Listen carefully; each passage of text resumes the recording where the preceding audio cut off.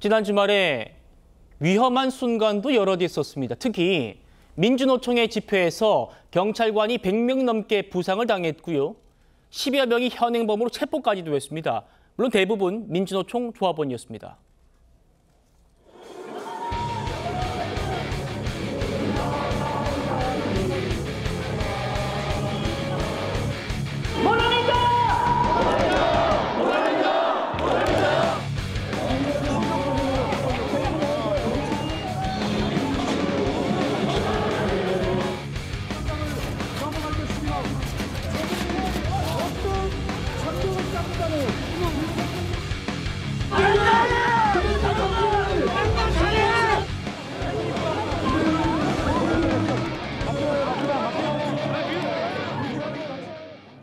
서울전 변호사님. 네.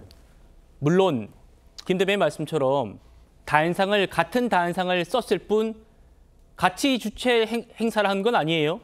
그렇지만 이재명 대표가 민주노총의 행태를 비판하지 않고 80년대 폭력경찰 100골단이 떠오른다면서 오히려 경찰을 비판하고 나섰습니다, 오늘.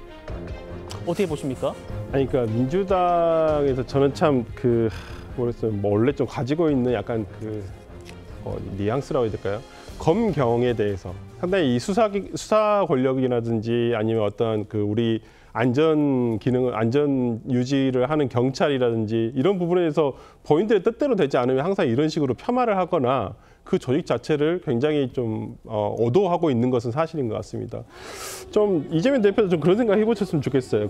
현장에서 보셨으면 아시겠지만 거기 나온 경찰들 대부분 대한민국 청년들입니다. 소위 민주당에서 항상 2030 세대의 표심을 얻고자 노력을 하는 그 세대들이 대부분이에요. 근데 그 세대들이 그냥 가만히 있는데 정말 준법 시위를 하고 원래 당초에 신고된 대로 질서를 지키면서 시위를 했다고 한다면 이거에 대해서 막았을까요?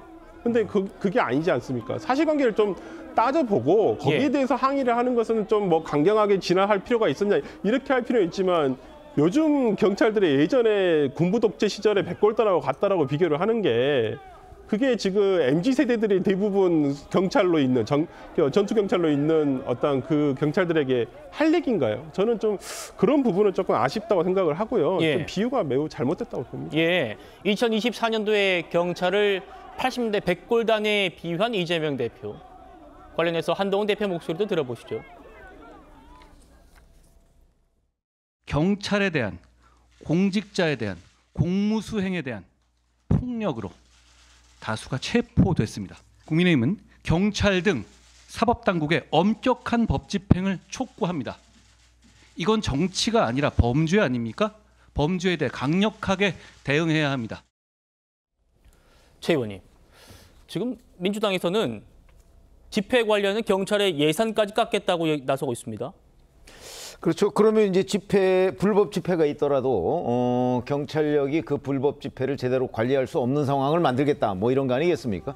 지금 이재명 대표를 수사했던 검찰에 대해서 특수활동비나 아니면 특정 업무 경비를 전액 삭감하겠다고 지금 얘기를 하고 있는 거와 거의 같은 맥락이라고 보시면 됩니다. 워낙 입법권을 많이 가지고 있다 보니까 본인들 우리 기준으로 이제 어찌 보면 예산을 전부 다 개조를 하겠다 이런 걸로 보이는데요. 글쎄 과연 그렇게 될지 이게 단순한 으름장에 그칠지는 이제 예결위 이 과정을 좀 지켜봐야 되겠고요. 어쨌든 민노총의 여러 가지 지금 신고되지 않은 불법 행위에 대해서 사실 이재명 대표는 저걸 비판할 수가 없어요.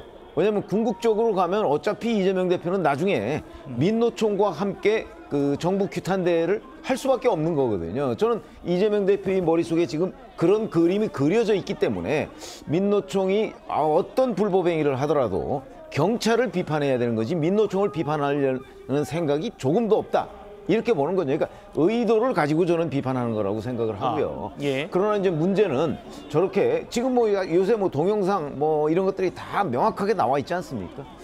저런 상황에서 이재명 대표가 백골단 얘기하고 경찰을 비난하는 것이 과연 어떤 중도층이라고 하는 일반 국민들한테 어떤 눈으로 비칠까 하는 것이 저는 굉장히 중요한 정치 행위라고 보거든요.